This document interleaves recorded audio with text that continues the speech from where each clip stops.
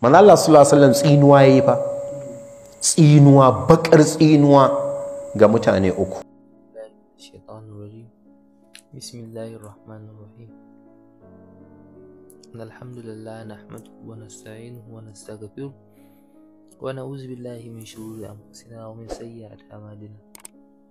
May yahdihillahu fala mudilla lahu wa may yudlil fala hadiya lahu.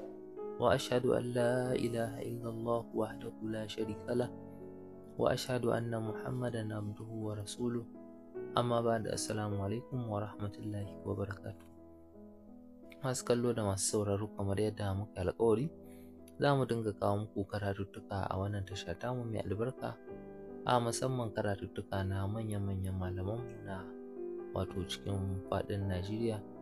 Yanzu haka muna tafi muku da wani karatu ne wanda yake magana akan mutane guda uku wanda manzon Allah ya musu kakkausan tsinuwa a kansu, wanda muna roƙon Allah subhanahu wata'ala ya sa ba mu daga cikin wa'innan mutane wanda manzon Allah ya musu wato wannan tsinuwa.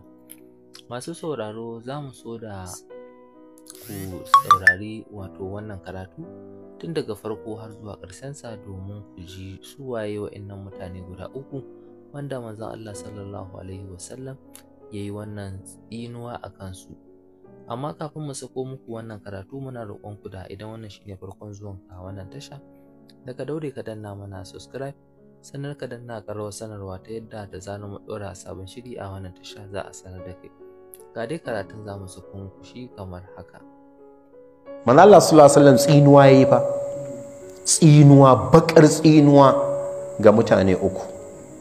Na farko yace la'anallahu man la'ana walidai, duk wanda ya zagi iyayen shi Allah ya tsine mai albarka.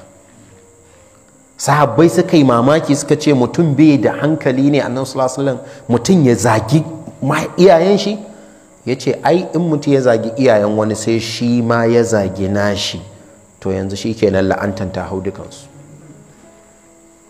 Ta Allah ana yi ko ba yi? Ɗaya kenan.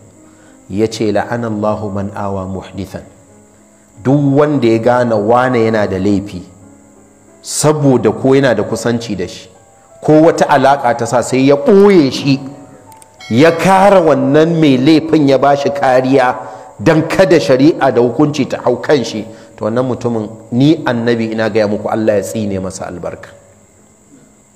To sai na uku ya ce la'anallahu man ghayyara manaral ard, duk mutumin da ya canza iyakan ƙasa. Misali, filin shi mai fuska ɗaya ne, saboda wani dalili ya sa aka canza mai beacon, ba ma fa ya ɗibi na wani ba ne, kawai ya juya filin ya koma, saboda kila shi inda ya yi yanzu gwamnati ta zo ta canza wuri, hanya zai bi sai sa aka juya wurin ya koma yana kallon wuri kaza. Ya ce Allah ya tsine ma wannan mutum. Ka san kalmar la'ana a shari'a abinda take nufi shine Allah ya nisanta shi da rahama, nisancin da ba zai kalle shi ba balle ji tausayin shi ya dawo da shi. Shine ma'anar la'ana, al-bu'd 'anir rahma. Shine ma'anar la'ana. Allah ya kai mutum nesa da inda ba ma tunanin za a kalle shi balle a tausaya mishi. Kamar yaro ne yana surutu ka ce ya tashi ya daga hannun shi sama, da kaga ya fara zufa sai ka ce ba dan halinka ba gobe. To amma da zaka ce ya fita waje can yayi, kila ma kai ka manta yana nan, sai an tashi za a tafi ka iya ganin shi, ko sai an gaya maka ka tuna. To irin wannan nisancin shine fa Allah ke nufi. To haka duk wanda zai san an yi ya goyi baya, shi ma yana ciki, shine awa muhdithan. To